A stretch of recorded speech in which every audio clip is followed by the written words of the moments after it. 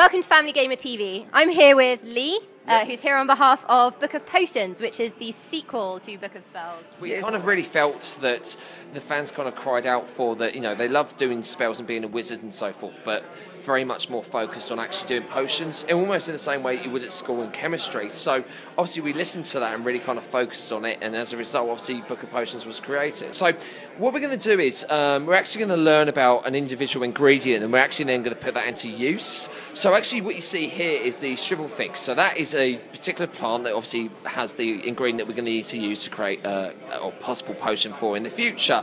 So like very similar with Book of Spells, the move control is actually the wand, and what I'm able to do is interact with the book, in this case the Wonderbook, to obviously bring up almost like a Wonderbook experience where the tree actually comes to life on the screen. So one of the nice kind of new features we've added into it, again based on feedback, is if you actually move the book around, it will change the seasons of the plants. So we'll go from autumn to winter, as you can kind of get the aspect of there, which then moves nicely into a very spring. And what we've got here now is a magnifying glass, so we can actually look for the fruit based on the season. So just like in Dig's Nightcrawler. Indeed, absolutely. So is every page a separate ingredient?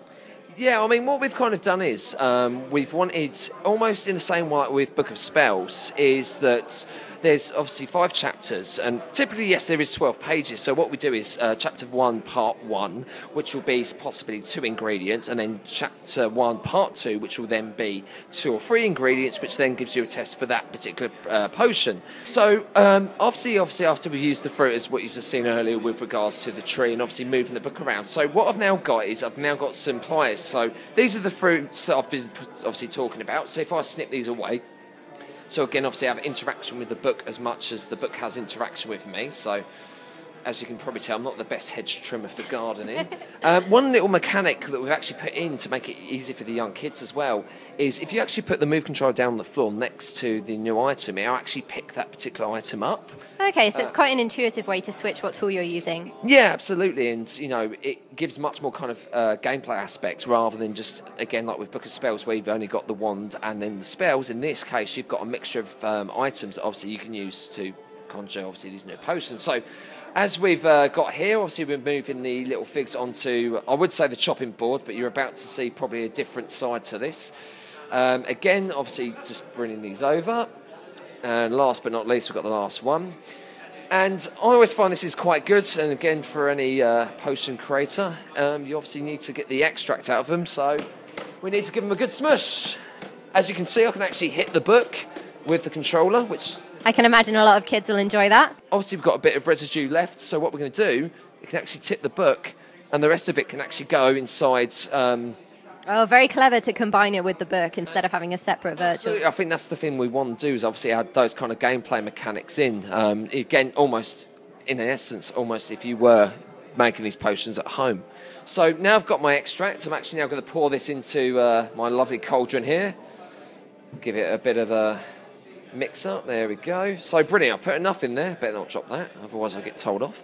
Okay, so what we're now going to do is, obviously we've put it in, but let's be honest, we need to mix it around. So as you can see there, I'm going to pick up my little spoon, turn it around, give that little potion a mix. This shows off really well the way that the move moves one-to-one with where you're moving it, unlike like the Wii remote. Yeah, absolutely. I think that's one of the great things with the PlayStation Move, is it has that motion capture. As you can probably see here, the controller is upside down in comparison to naturally being towards the camera and stirring the spoon yourself.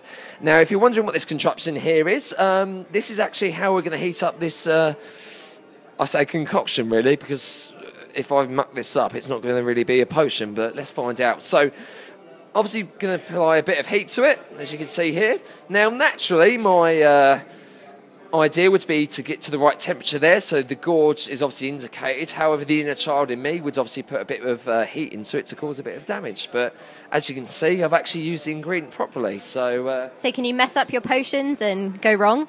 You can. You can actually boil them over, and obviously different effects will happen in the same way that if you put that potion on a frog, somehow it will give it wings. But again, I think that's the great thing, and obviously following the story, and again learning the potions, is that you can have that opportunity to really use the different ingredients and again make your own potions up. So in a game like Diggs Nightcrawler, it doesn't technically let you fail. If you don't manage to do the tasks in the game, it kind of does it for you and gives you hints. So is this like that, or is there more opportunity for you to get it wrong and have to try again? Yeah, I think that, again, one thing that we want to do, and one thing we've done with BBC Walking with Dinosaurs, is that, we understand that young kids may, find maybe bits of it difficult, perhaps, maybe based on their age. So if they miss up the odd thing, or again, whether it be the heating part of we've just mentioned there, if they do boil it over, we still reward them because they've attempted and tried it. And if they want to go back into it, then obviously it gives them enough replayability to obviously continue with that. And it doesn't penalise them, again, based whether it be on age, difficulty. And again, like you said with Diggs, it makes it easy for everyone to kind of enjoy.